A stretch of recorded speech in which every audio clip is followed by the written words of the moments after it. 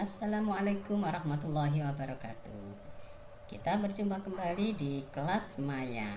Kali ini kita akan bahas tentang sudut. Materi ini disampaikan di kelas 7 SMP dan MTS. Oke, kita lanjut. Kompetensi dasar. Yang pertama, untuk KD3 yaitu menganalisis hubungan antar sudut sebagai akibat dari dua garis sejajar yang dipotong oleh garis transversal. Pada KD keterampilan, menyelesaikan masalah yang berkaitan dengan hubungan antar sudut sebagai akibat dari dua garis sejajar yang dipotong oleh garis transversal. Sudut. Coba kalian amati gambar berikut. Pada setiap gambar itu terbentuk sudut. Ya. Jadi sudut itu apa sih? Sudut terbentuk karena dua sinar garis bertemu pada satu titik. Misalnya pemanah. Berarti kita lihat yang di sini ini. Ini pemanah. Sudutnya adalah ini, ya. Antara tangan dengan badan panah. Jadi antara tangan dengan badan panah ini. Badan pemanah, ya. Itu membentuk sudut.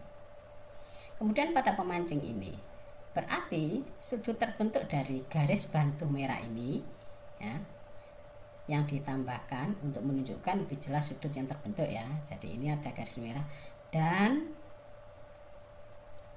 mata pancingnya atau kailnya. Nah, ini juga membentuk sudut. Pada orang ini, pada badan dan lengan ini juga membentuk sudut. Kursi antara sandaran dengan tempat duduknya. Laptop antara layar dengan keyboardnya. Ini apa ini? Tongkat biliar. Ini juga membentuk sudut. Ya, itu adalah berbagai macam contoh sudut. Bagaimana gambar dan nama sudut? Perhatikan gambar ini. Pada gambar ini adalah gambar dari sudut. Di mana titik merah ini namanya titik P, ini disebut sebagai titik sudut, ya, titik sudut P. Ujung ini adalah A, maka garis ini yang ada panahnya ini namanya sinar garis PA. Yang bawah juga sinar garis PB. Daerah di tengah ini, inilah yang dikatakan sebagai daerah sudut, ya, atau ditulis dengan sudut A PB. Jadi yang tengah-tengah ini adalah nama untuk titik sudutnya. Boleh tidak dibalik? BPA boleh, jadi boleh APB, boleh BPA. Kemudian kalau selain menggunakan kata sudut, boleh dilambangkan dengan tanda seperti ini. Ini artinya sama, ya, cara membacanya. Sudut APB. Ini juga cara membacanya. Sudut APB. Nama suatu sudut dapat berupa simbol alfa, beta, theta, gamma, dan seterusnya. Atau berdasarkan titik-titik yang melalui garis yang berpotongan tersebut. Jadi titik yang melalui garis yang berpotongan inilah. P inilah yang disebut sebagai, boleh digunakan untuk memberi nama sudut. Biasanya satuan sudut dinyatakan dalam dua jenis, yaitu derajat itu lambangnya bundaran kecil di atas ini, ya, dan radian atau disingkat dengan rad. Sudut APB bisa juga disebut sudut P, jadi boleh ditulis dengan satu huruf. Kalau dengan 3 huruf aturannya yang tengah-tengah harus titik sudutnya, ya. Kalau menggunakan penamaan dengan satu huruf berarti yang ditulis adalah titik sudutnya. Dan besar sudut P dilambangkan dengan M sudut P. Ini lambang dari besar sudut P. Berapa besarnya? Seperti itu. Basis 60-an. Ada derajat, ada menit, ada detik. Nah, biasanya sudut itu ada yang dinyatakan dalam bentuk-bentuk seperti itu. Kalau derajat ke menit, dia turun satu tingkat, maka harus dikali 60. Ingat-ingat ya, derajat ke menit turun satu tingkat dikalikan 60. Jadi 1 derajat sama dengan 60 menit. Berikutnya, dari menit ke detik turun satu tingkat lagi, berarti dikalikan 60 juga. Jadi 1 menit sama dengan 60 detik. Dilihat lambangnya ya, kalau derajat itu lingkaran, kalau menit itu tanda petik 1, kalau detik itu tanda petik 2. Sekarang kalau dari derajat ke detik berarti turunnya 2 kali. Artinya harus dikali 60 dikali 60 lagi, berarti dikali 3600. Jadi 1 derajat sama dengan 3600 detik. Sekarang bagaimana kalau naik dari detik ke menit, naik 1 tingkat, berarti dibagi 60. Jadi 1 detik sama dengan 1/60 menit. Demikian juga kalau dari menit ke detik, berarti dibagi 60 lagi, berarti 1 menit sama dengan 1/60 derajat. Sekarang bagaimana kalau dari detik menuju derajat, berarti naiknya 2 kali, berarti dibagi 60 dibagi 60 lagi, berarti dibagi 3600. Jadi 1 detik sama dengan 1/3600 derajat. Ya, itu perhitungan dikatakan berbasis 60-an karena setiap naik atau turun melibatkan angka 60. Mengukur sudut. Bagaimana cara mengukur sudut? Dengan menggunakan busur derajat. Busur derajat sendiri ada 2 jenis ya. Ada busur lingkaran, bentuknya seperti itu, jadi berbentuk lingkaran penuh, 1 lingkaran penuh ya. Mungkin selama ini yang sering kita gunakan adalah yang tidak seperti ini ya. Yang kedua adalah busur setengah lingkaran. Nah, ini yang sering kita gunakan ya. Nah, seperti itu. Jadi jenis dari busur itu ada 2, ada yang setengah lingkaran, ada yang lingkaran. Bagaimana cara mengukur dan menggambar sudut? Yang pertama, mengukur sudut. Contohnya, sudut ini berapa derajat sih? Perhatikan caranya ya. Yang pertama, letakkan busur sedemikian hingga titik sudut ini dia berada di tengah-tengahnya busur ini. Nah, dia harus berpotongan ini ya, harus menempel antara tengah-tengahnya busur ini dengan titik sudut. Setelah itu, perhatikan garis ini. Garis yang mendatar ini dia melewati 0 yang mana? Karena di busur ini ada 2 ukuran, ukuran yang di dalam, kemudian ukuran yang di luar. Jadi di sini ada 2 jenis. Dia pakai yang mana? Dilihat 0-nya. Angka 0-nya di dalam. Berarti yang dilihat adalah yang di dalam saja. Yang bagian luar ini tidak usah diperhatikan. Begitu ya. 0. Setelah itu dilihat ukurannya yang garis berikutnya. Dia melewati 50 derajat. Berarti besar dari sudut ini adalah 50 derajat. Itu ya cara mengukur sudut. Jadi hati-hati, 0-nya ada di mana? Di luar atau di dalam. Seperti itu ya. Kalau sebelah ini sini 0-nya yang di luar. Jadi yang menentukan adalah 0-nya di mana. Itu yang dilalui oleh garis. Berikutnya, kalau menghadap ke situ, bagaimana cara mengukurnya? Masih sama. Jadi sudutnya harus menempel di perpotongan busur ini ya, di pusat dari busur. Setelah itu dilihat 0-nya ada di mana. Oh, nolnya di luar, berarti yang kita pakai adalah yang skala atau ukuran yang luar. Yang dalam ini tidak usah diperhatikan. Oke, setelah itu garis yang berikutnya dia mengenai angka berapa derajat di skala yang luar. Oh, ternyata di 50. Berarti besar dari sudut ini adalah 50 derajat. Begitu ya cara mengukur sudut. Berikutnya adalah menggambar sudut. Contohnya, gambarlah sudut ABC sebesar 60 derajat. Yang pertama dilakukan adalah membuat garis AB. Ya, AB sebenarnya terserah, A-nya di kiri boleh, A-nya di kanan juga boleh. Yang penting nanti titik sudutnya adalah titik B, ya. Titik sudutnya adalah titik B karena di sini B berada di tengah-tengah. Setelah itu, kamu letakkan busur sedemikian hingga titik B ini berada di pusat busur. Nah, seperti itu, ya. Setelah itu dilihat garis ini mengenai angka 0 yang di dalam ataukah 0 yang di luar, itu yang sebagai patokan kita. Ternyata 0 yang di dalam, berarti yang dilihat adalah skala yang di dalam. Karena 60 berarti garis berikutnya harus melewati 60 ini. Nah, fokus ke 60 derajat. Setelah itu tarik garis dari B ke 60 derajat.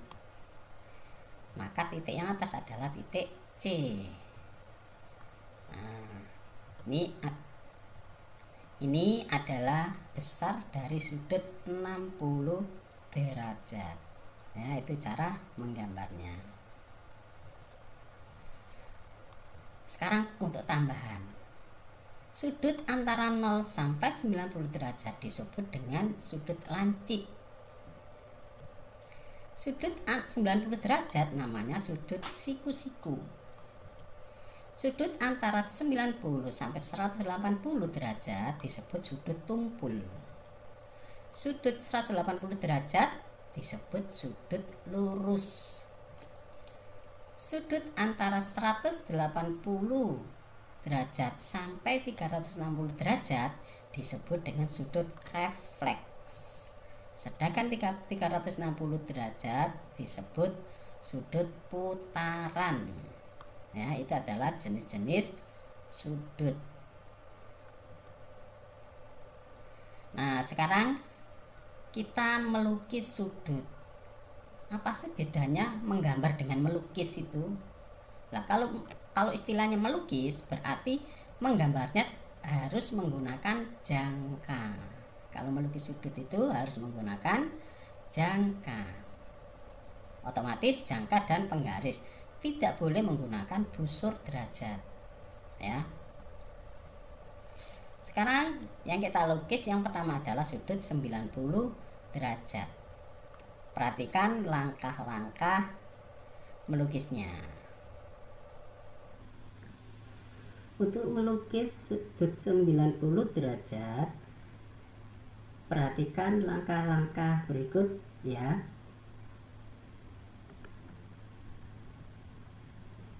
Coba diikuti.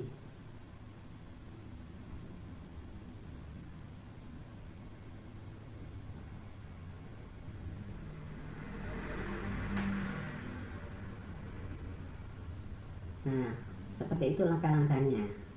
Saya ulangi lagi ya. Buat garis AB, kemudian diperpanjang sampai di aksen. Letakkan pakunya di B, kemudian diputar. Sekarang pakunya lancapkan di A, pakunya tancapkan di B aksen. Tarik garis dari B ke C. Oke, bisa diikuti.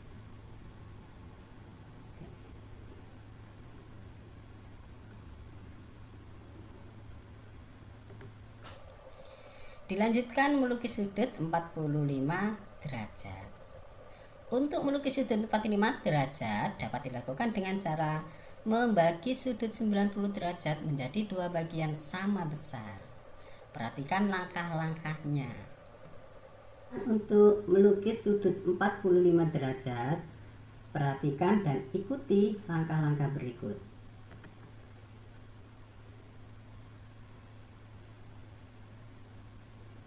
Langkah ke-1, langkah kedua, langkah ketiga, langkah keempat. Saya ulangi sekali lagi ya. Untuk melukis sudut 45 derajat, yang pertama dilakukan adalah membuat sudut 90 derajat dulu dengan cara buat garis DB, kemudian dari titik A dibuat 90 derajat. Kemudian pakunya di A, langkah 1. Langkah 2 pakunya di perpotongan AB. Langkah ketiga pakunya di perpotongan AC. Yang terakhir A ke titik R. Bisa diikuti? Oke, lanjut berikutnya. Berikutnya untuk melukis sudut 60 derajat. Perhatikan langkah-langkah melukisnya. Untuk melukis sudut 60 derajat, perhatikan langkah-langkah berikut. Fokus ya.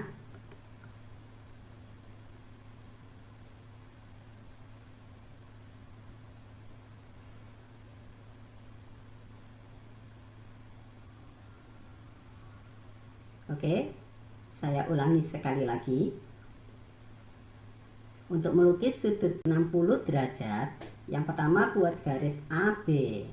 Tancapkan pakunya di A, tancapkan pakunya di B, tarik garis dari A ke C. Oke, bisa dipahami? Kita lanjutkan sudut berikutnya. Yang terakhir melukis sudut 30 derajat. Untuk melukis sudut 30 derajat dapat dilakukan dengan cara membagi sudut 60 derajat menjadi dua bagian sama besar. Perhatikan langkah-langkahnya ya. Untuk melukis sudut 30 derajat, berarti kita membagi sudut 60 derajat ini menjadi dua bagian sama besar. Perhatikan langkah-langkahnya.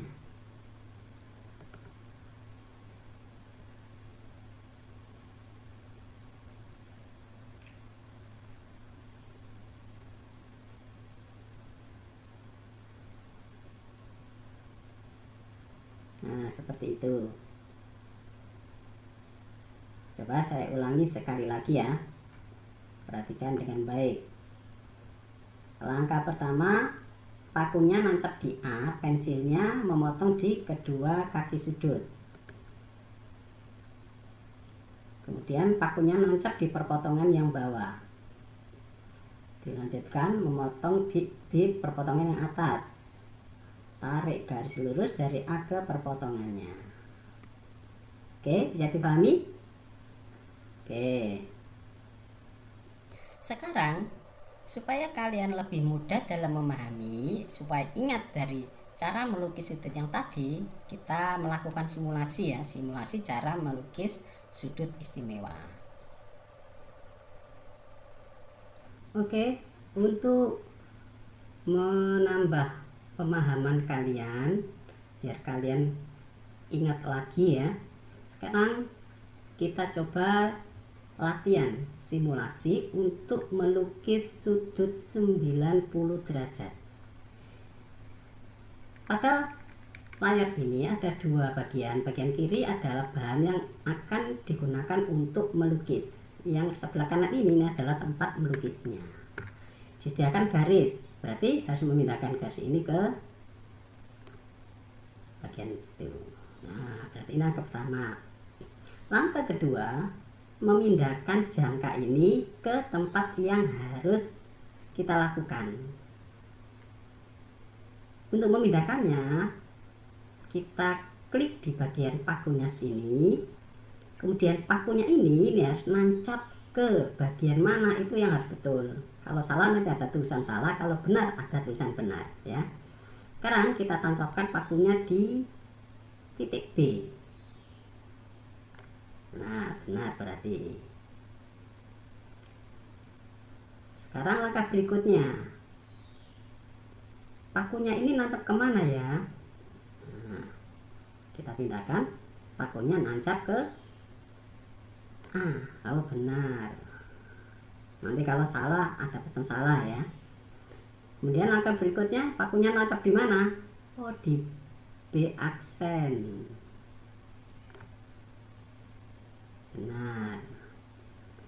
Baru langkah terakhir, garis BC. Itulah cara melukis sudut 90 derajat menggunakan jangka. Oke, bisa dilanjut ya. Sekarang simulasi untuk melukis sudut 45 derajat. Masih ingat caranya?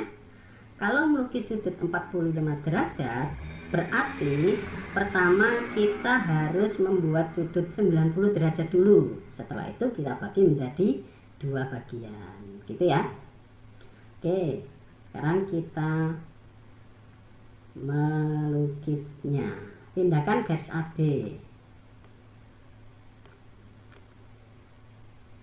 Nah, garis AB sudah diperpanjang ya.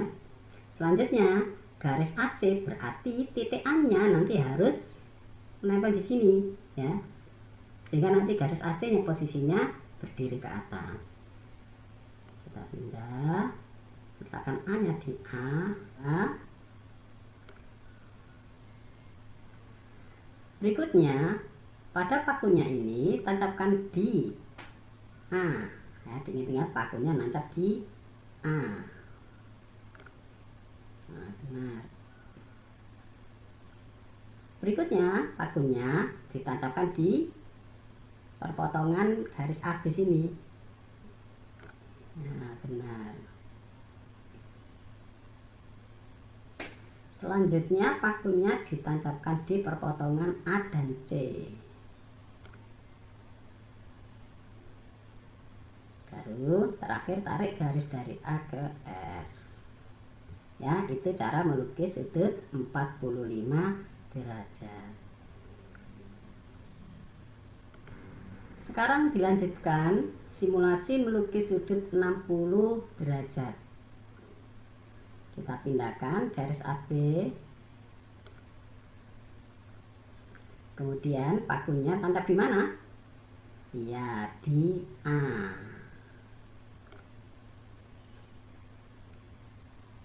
Kemudian berikutnya pakunya nancap di B ya.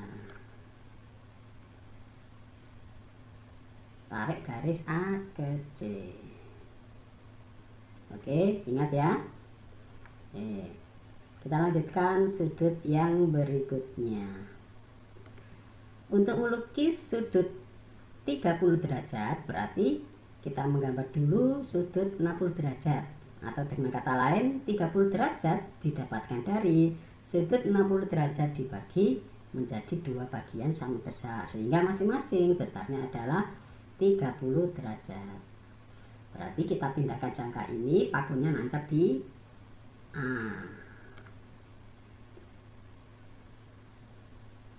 Nah, memotong di PG. Selanjutnya pakunya nancap di Q. Di Q dulu boleh, di P dulu juga boleh ya. Kemudian ambil jangka lagi, pakunya tancapkan di P. Nah, sudah dibagi. Nah, jadi ini sudutnya 30 derajat. Bisa diingat ya. Oke. Nah, sekarang ini untuk latihan lukislah sudut 45 derajat. Kita tuliskan langkah-langkahnya. Untuk menuliskan langkahnya, kalimatnya terserah kalian ya. Pakai kalimat sendiri. Pakai kalimat yang sederhana saja. Kemudian lukislah sudut 30 derajat. Ya. Oke. Untuk catatan, sudut berpenyiku atau berkomplemen jumlahnya 90 derajat. Jadi kalau ada beberapa sudut yang dijumlahkan sama dengan 90 derajat, berarti sudut tersebut adalah sudut berpenyiku atau komplement. Berikutnya sudut berpelurus atau nama lainnya suplemen. Sudut berpelurus jumlahnya 180 derajat. Jadi jika dua sudut itu dijumlahkan, maka besarnya sama dengan 180 derajat. Yang ketiga, sudut satu putaran jumlahnya 360 derajat. Sebagai contoh, nah, tentukan nilai X pada gambar berikut. Dilihat yang A. Yang A ini ada lambang seperti ini. Lambang apa ini? Ini lambang siku-siku ya. Berarti sudut yang pertama yaitu X, sudut yang kedua adalah 20. Ini adalah dua sudut yang berpenyiku. Ingat, berpenyiku kalau dijumlahkan sama dengan 90 derajat. Ya, jadi contohnya seperti itu. Itu yang A. Jadi X ditambah 20 sama dengan 90 karena berpenyiku. Demikian juga yang B. Ini ada lambang siku-siku. Berarti sudut pertama ditambah sudut kedua tambah sudut ketiga besarnya sama dengan 90 derajat. Nah, jadi 15 ditambah X ditambah 10 sama dengan 90 derajat. Langkah berikutnya adalah kedua ruas dikurangi dengan bilangan yang sama. Masih ingat materi aljabar kemarin ya? Jadi yang ruas kiri dikurangi 20, ruas kanan juga dikurangi 20. Demikian juga untuk kalau yang B, yang ruas kiri ini masih bisa sederhanakan ya. Jadi 15 dengan 10 ini jumlahkan dulu. Jadi 25 ya. Setelah itu baru yang B ini ruas kanan kiri kedua-duanya dikurangi 25. Nah, kalau yang kiri ini X-nya sama dengan, ini kan sudah hilang ya, 20 dengan min 20 ini hilang. Jadi 90 kurang 20 sama dengan 70. Nah, yang ruas kanannya tadi, ruas kanan dan kiri dikurangi 25. Sehingga hasilnya X sama dengan 65.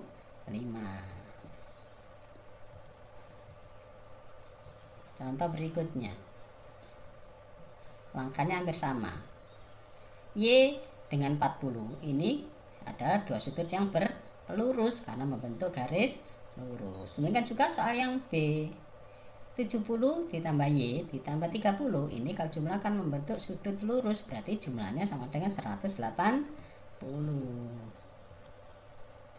Nah, seperti ini nulisnya ya. Dengan cara yang hampir sama dengan nomor 1. Yang untuk A berarti kanan kiri dikurangi 40. Untuk yang B, yang ruas kiri ini 70 dengan 30 dijumlahkan dulu ya. Sehingga didapatkan seperti itu. Yang A 40 min 40 hilang sehingga tinggal yang kiri tinggal Y, ruas kanannya sama dengan dikurangi ya. Kalau untuk yang soal B, kanan dan kiri masing-masing dikurangi 100 ya, supaya 100-nya ini hilang. Nah, untuk yang A sudah ketemu Y-nya 140. Kalau yang B setelah dijumlahkan yang kiri 100-nya hilang, yang kanan dikurangkan. Jadi hasilnya ya sama dengan 80. Itu ya. Bisa dipahami kan? Yang nomor 3. Nah, ini dilihat. Soal A, B, dan C. Ada variabel A, variabel Y, variabel X. Kalau yang A, ini berarti sudut A ditambahkan 70, ini kan membentuk sudut putaran. Berarti A ditambah 70 sama dengan 360. Yang B sama, Y ditambah 58 ditambah 180, ini membentuk sudut putaran, berarti jumlahnya juga 360. Kalau C ini X dan 20, ini dua sudut yang bertolak belakang, ini berarti besarnya sama ya. Berarti yang C langsung ketemu, X sama dengan 20. Nah, yang C sudah ketemu ya. C. Yang A tadi A tambah 70 sama dengan 360 ya. Kalau yang B 58 ditambah Y tambah 180 sama dengan 360. Oke. Untuk yang A, ruas kanan dan kiri masing-masing dikurangi 70 ya. Kalau yang B, yang ruas kiri ini 58 ditambah 180 dulu ya, karena ini masih bisa dijumlahkan. Nah, sehingga didapatkan Y ditambah 238 sama dengan 360. Yang A sekarang bisa ditemukan nilai A-nya, 70-nya hilang ya. Kemudian ini 360 kurangi 70 berapa? Nah, itulah hasilnya A. Kalau yang B ini ruas kanan dan kiri harus dikurangi 238. Sehingga didapatkan Y sama dengan 122. Gitu ya. Sekarang kita latihan. Nah, kamu cari nilai X dari setiap soal berikut. Silakan kamu screenshot atau difoto atau bisa saja dengan dicatat. Masalah biar cepat ya, di screenshot saja ya. Oke, sudah, lanjut. Nomor berikutnya, tentukan nilai Y-nya. Dan yang nomor 3 di bawahnya itu, tentukan nilai dari variabel yang ada di setiap gambar.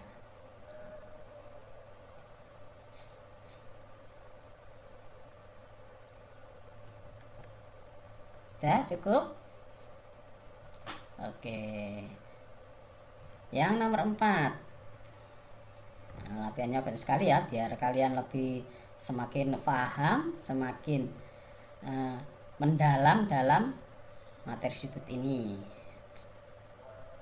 Sudah di screenshot? Sudah. Mungkin ini saja yang bisa saya sampaikan pada pertemuan kali ini. Semoga bermanfaat bagi kalian dan semoga kalian bisa memahami materi dengan baik. Tetap rajin belajar, tetap semangat dalam belajar ya. Tetap jaga kesehatan. Saya akhiri, assalamualaikum warahmatullahi wabarakatuh.